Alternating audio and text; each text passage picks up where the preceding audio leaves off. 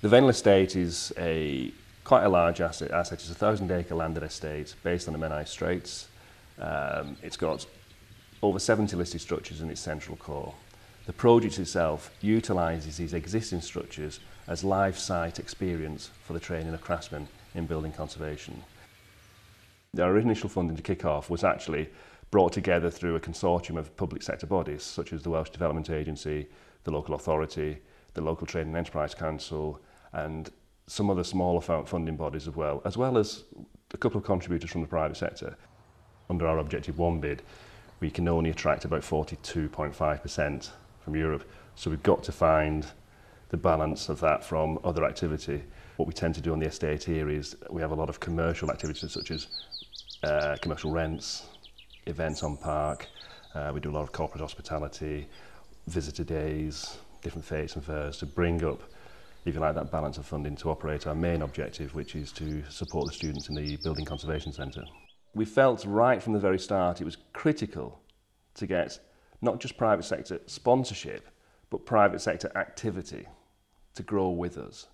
And then these, if you like, contributors, we were looking to foster them and develop them into partners for the long-term sustainability of the project. We approached the owners of this estate because for them it was a redundant asset, and basically requested would they not loan the estate but give us occupancy of the estate to develop the concept of a building conservation school.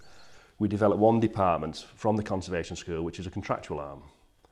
Now what we did with that was we partnered that contractual arm as a commercial activity with one of the largest heritage contractors in Britain. That joint arm has just now secured a contract in Cheshire for some £6 million and a contract down in Aberystwyth for just under another £1 million. Everything we do, we try to build in a future income from that activity, which by the end of the project will have accumulated to enough to keep the project going without reliance on any other funding source. And one project we kicked off with 6 years ago was we worked with a local opera star, which is Bryn Terfel, put a plan together to have an outside concert in the grounds. Now, other estates do outside concerts, and we'd be quite honest, we expected 5,000–6,000 people to attend if we were lucky. The first year, 24,000 people turned up. It's now in its 6th year, and this year we're in excess of 35,000 people turning up. In this project, definitely, without community involvement and volunteer involvement, it would not have been successful because it could not possibly have achieved the impetus on its own. When a project actually starts to identify its needs, obviously funding becomes part of it, but instantly you mention funding, people automatically think of public sector. But funding is, just think of the name, it's funding is actual support from whatever source. And now as a programme we're looking at major corporate sponsorships in what we're doing.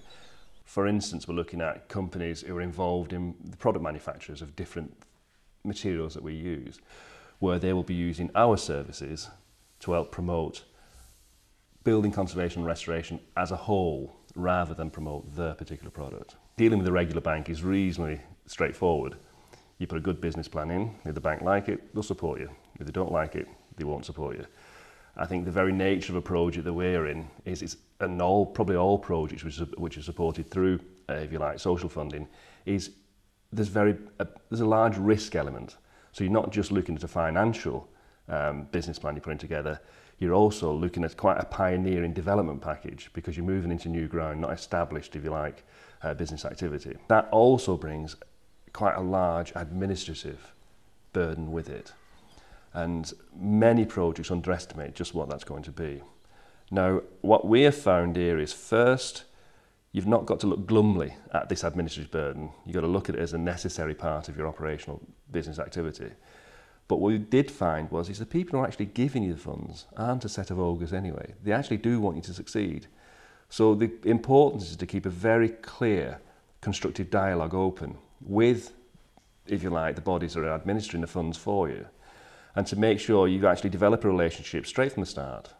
Make sure that if there's any fundamental changes to your project, your funding body's kept informed. And what we have found by keeping that dialogue open is we've been able to make some quite radical changes to some of our activity with the full blessing of your funding body because they were fully aware of how your programme was developing. you've got to make sure that the project is what leads, not the funding that leads. If your project's good enough, it will attract the appropriate funds.